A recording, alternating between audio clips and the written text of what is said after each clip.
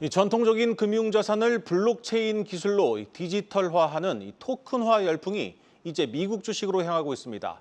미국의 가상화폐 거래소 크라켄이 테슬라와 애플, 엔비디아 등 미국 주요 기업 주식을 토큰으로 만든 이 토큰 주식 거래 서비스를 준비하고 있습니다. 하지만 이 규제 장벽 또한 만만치 않습니다. 증권부 조현 기자 나왔습니다.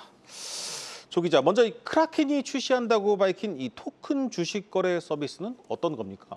네, 미국 가상화폐 거래소인 크라켄은 50개 이상의 미국 주식과 ETF의 토큰화 버전 엑스스탁을 조만간 출시할 계획이라고 밝혔습니다.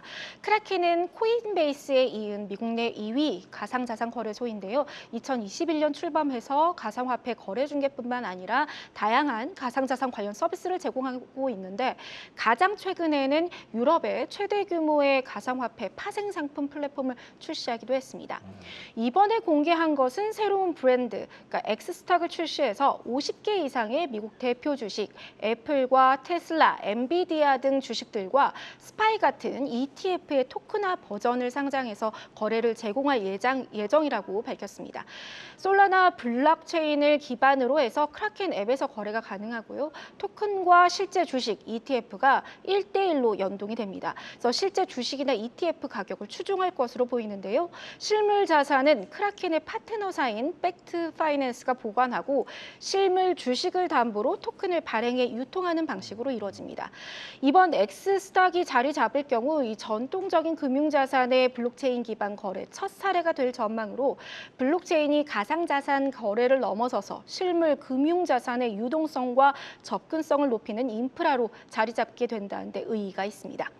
가상화폐 기반 형태의 미국 주식들을 365일, 24시간 내내 거래가 가능해지게 되는데 아르준 세티 크라켄 CEO는 기존 국제거래 시스템의 수수료와 또 거래 지연, 제한된 거래 시간 등의 문제를 해결할 수 있을 것이라며 글로벌 투자자들이 미국 주식시장을 더 유연하고 또 실시간으로 접근할 수 있도록 하려는 것이다라고 배경을 설명했고요.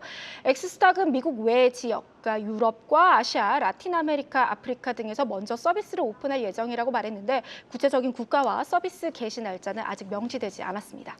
자, 만약 이 서비스가 가능해지면 시간대나 지리적 제약 때문에 미국 주식 투자에 어려움을 겪었던 투자자들에게는 좀 획기적인 기회가 될 수 있을 것으로 보입니다.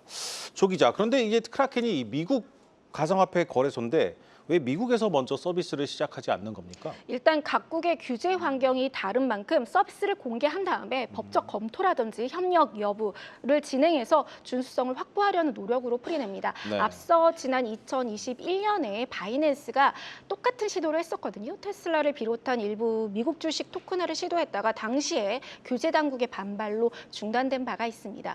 그리고 크라켄 역시 미국 SEC와 현재 가상화폐 관련 소송을 진행 중인데요. 하지만 트럼프 행정부가 들어선 뒤 미 SEC는 크라켄에 대해 제기한 소송을 모두 철회했습니다. 그래서 엑스스탁의 미국 내 서비스 개시 여부에 대한 설명은 이번에는 공개되지 않았지만 아무래도 SEC의 이 규제 개편 방향을 확인한 뒤에 진행되지 않을까 이렇게 예상이 되고요.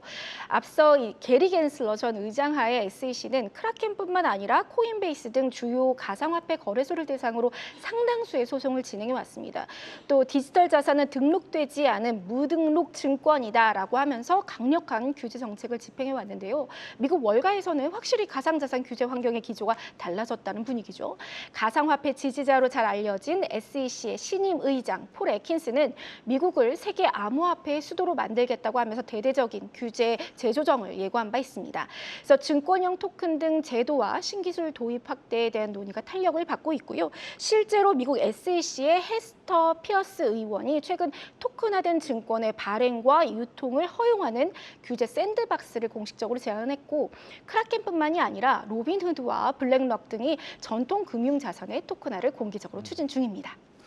네, 어쨌든 미국에서도 아직 규제가 좀 명확하지 않은 것 같은데 이 토큰화 주식 거래, 아직 이 토큰 증권에 대한 법적인 정의가 명확치 않은 이 국내에서도 좀 어렵지 않겠습니까?